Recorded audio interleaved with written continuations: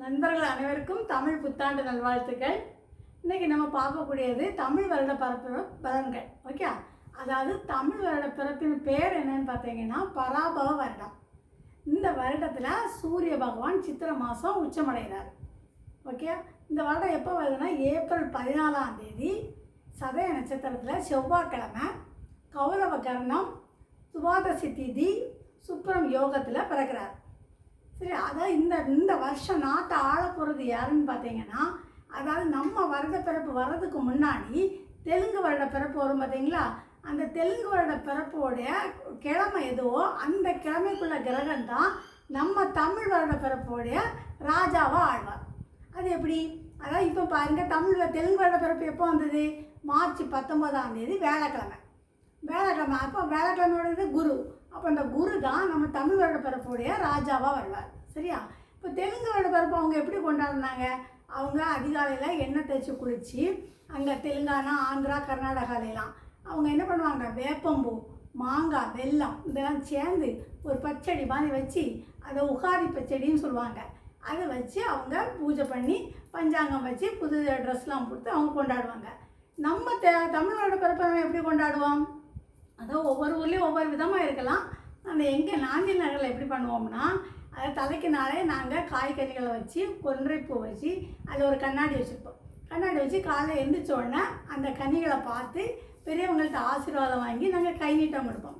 இப்படி தான் நாங்கள் தமிழ் வருட பிறப்பை புதுசாக கொண்டாடிட்டு இருக்கிறோம். இன்ன வரைக்கும் அது ரொம்ப அற்புதமாக இருக்கும். நல்ல வளர்ச்சியும் நல்லாயிருக்கும். ஏன் நல்ல வளர்ச்சி இருக்குன்னு சொன்னேன்னா, வளர்ச்சிங்கிறது யார்? சூரிய பகவான். சூரிய பகவான் சித்திரை மாதம் மேஷத்தில் உச்சமடைகிறார்.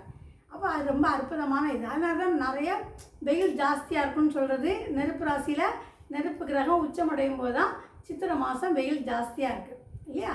சரி, இப்போ நம்ம ஒவ்வொரு கிரகங்களையாக பார்க்கலாம். இப்போ இந்த வருஷம் 2026 குரு பகவான் கடகத்தில் உச்சமடைகிறார். அதாவது 12 வருஷத்துக்கு ஒருக்க தான் குரு பகவான் உச்சமடைவார். அது இந்த 2026 வருது. அதே மாதிரி இந்த வருஷத்தில் நம்ம குரு பகவானை பற்றி நான் குரு பயிற்சியில் உங்களுக்கு டீட்டெயிலாக சொல்கிறேன். சரியா? இப்போ நமக்கு சனி பயிற்சி இந்த வருஷம் கிடையாது. ராகு கேது பயிற்சி வந்து நவம்பர் மாதம்தான் ராகு கேது பயிற்சி ஆனார். அப்போ இப்போ நமக்கு பலன் என்ன இருக்குது? நமக்கு இப்போ முக்கியமாக என்னதுங்க, இந்த மாதம் ஏப்ரல்னாலே நமக்கு இப்போ என்ன ஞாபகம் வருது? ஏப்ரல் 23 நமக்கு என்னது? தேர்தல். அந்த தேர்தல்னால தான் எல்லாருமே கவனமாக இருக்கிறோம். அதே இதில் மே 4ஆம் தேதி ரிசல்ட். இந்த நாள் தான் நம்ம ரொம்ப இதாக இருக்கிறோம். அப்போ இந்த வருஷம் 2026 யார் பதவி ஏற்கிறாங்க அப்படிங்கிறதையும் நம்ம பார்க்கலாம். சரியா? நான் உங்களுக்கு ஒரு க்ளூ கொடுக்குறேன். நீங்கள் உங்கள் இதில் யாரெல்லாம் நீங்கள் நிற்கிறீங்களோ அவங்களுக்கு அந்த பேர் இருக்கான்னு பாருங்கள். அந்த பேர் உள்ளவங்க நிச்சயமாக பதவி ஏற்பாங்க. ஓகேயா? சரி, இப்போ நம்ம ஒன்றுனா பார்க்கலாம். இப்போ வந்து செவ்வாய்க்கிழமை வருஷம் பிறக்குதுன்னு சொன்னேன். செவ்வாய்க்கிழமை பிறக்கிறதுனால நிறைய பொதுமக்களுக்கு இடையில் கொஞ்சம் பிரச்சனைகள் வரும். அது மட்டும் இல்லாமல் நம்ம இந்த பச்சை காய்கறிகள், இஞ்சி, பூண்டு, வெங்காயம், அப்புறம் நீர் உள்ள காய்கறிகளுடைய விலை கொஞ்சம் அதிகமாக இருக்கும். அப்புறம் இயந்திரங்கள் வாங்கின செவ்வாய்ன இயந்திரங்கள் அதிகம் இல்லையா? இயந்திரத்தோட விலையும் கொஞ்சம் அதிகமாக இருக்கிறதுக்கு வாய்ப்பு இருக்குது. அதுமாதிரி சதய நட்சத்திரத்தில் பிறகு. சதய நட்சத்திரம்னு சொன்னால் அது யார்? கும்பராசியில், அது காற்று ராசியில் ராகு பகவான். அப்போ அதில் இருக்கிறனால இப்போ ராகு பகவான் கோச்சார ரீதியாக அதில் இருக்கிறாரா? சதயத்தில் அவர் வந்ததுலேருந்தே நிறைய பிரச்சனைகள் வந்துகிட்டே இருக்கா. வாரம் நடந்துட்டு இருக்கா. கும்பராசி அது காற்று ராசி. ராகு பகவான் யார்? பிரம்மாண்டத்துக்கு அதிபதி. அவர் எந்த இடத்துல எல்லா சதய நட்சத்திரத்திலே இருக்கார். ராகுங்கிறவர் யாருங்க? விஷத்தன்மை உள்ளவர் இல்லையா? அதாவது அந்த வீடு எந்த வீடு? சனி பகவான் வீடு. அது கர்மக்காரகன். ராகுங்கிற மரணக்காரகன். அப்போ அந்த ரெண்டு சேர்ந்து இருக்கும்போது எவ்வளோ பெரிய விபத்துகள், ஆபத்துகளாக நடக்கா? இப்போ வெடிகுண்டு எல்லாம் நடந்துகிட்டே இருக்கா? இதெல்லாம் நடந்துகிட்டே இருக்கும். எப்போ வரைக்கும் இருக்கும்? ராகு இந்த இடத்துலேருந்து மாறுறது வரைக்கும் இந்த பிரச்சனைகள் இருந்துக்கிட்டே இருக்கும்.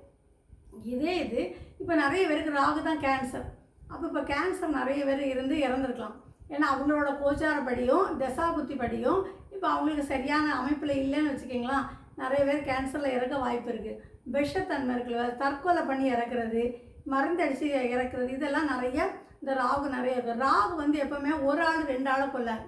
இப்போ நிறைய நம்ம இப்போ பார்க்குற ஒவ்வொரு பிரச்சாரத்துலையும் கூட்டமாக இருக்கிற இடத்துல தான் இறக்குறாங்க. அந்த மாதிரி தான் உள்ள இடங்களெல்லாம் நிறைய விபத்துகள் வர்றதுக்குள்ள வாய்ப்புகள்லாம் இந்த ராகுவோடி தான் அமைப்பில் நடந்துகிட்ருக்கு. அதுமாதிரி கேது எங்கே இருக்காருன்னா சிம்மத்தில் இருக்காரு. கேதுக்கு திரிகோணத்தில் இப்போ சூரிய பகவான் வரார். சூரிய பகவான் கேதில் வந்த பிறகு இதில் மேஷத்தில் வந்த பிறகு என்ன நடக்கும், நிறையா அரசியலில் நிறைய இன்னும் கொஞ்சம் பிரச்சனைகள் வர்றதுக்குள்ள வாய்ப்புகள் இருக்குது. சட்ட விரோதமான செயல்கள் செய்துட்டு இருந்தாங்கன்னா அவங்க பிடிபடக்கூடிய வாய்ப்புகள் இருக்குது. ஓகே, இது காவல்துறை, இராணுவம், தீயணைப்புத்துறை இவங்களுக்கெல்லாம் நல்ல வரவேற்பும் அவங்களோட ஒர்க்கும் அதிகமாக இருக்கும், நல்ல ஒரு வரவேற்பும் இருக்கும். அவங்க அந்த அளவுக்கு ஹார்ட் ஒர்க் பண்ணுவாங்க. வேறு என்னென்னமா இருக்குன்னா, இப்போ சூரியன் இதில் இருக்கான்னு சொல்லிட்டேன், குரு பகவானை பற்றி பிறகு சொல்கிறேன்னு சொன்னேன். இப்போ 3 கிரகங்களை பார்த்தீங்கன்னா முக்கியமாக செவ்வாய், சனி பகவான், புதன், இந்த 3 கிரகங்களும் மீனத்தில் இருக்குது. அது இந்த 3 கிரகங்களும் எதில் இருக்குது, உத்திரட்டாதி நட்சத்திரத்தில் இருக்குது.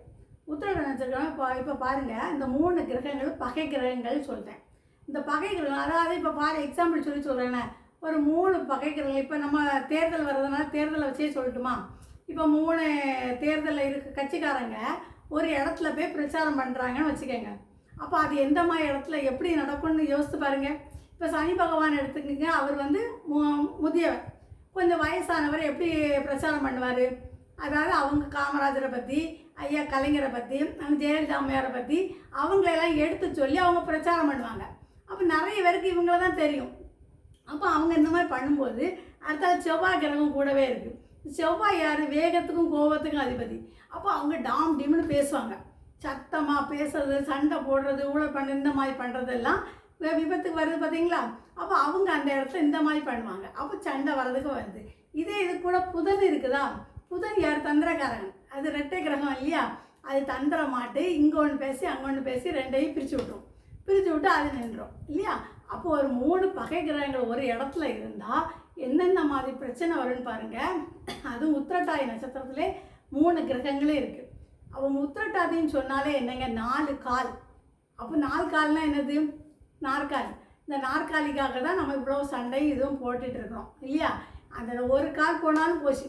அப்போ இந்த செவ்வாய் உத்திரட்டாதியில் இருக்கும்போது நிறைய பேருக்கு காலில் அடிபடக்கூடிய வாய்ப்புகள் இருக்குது.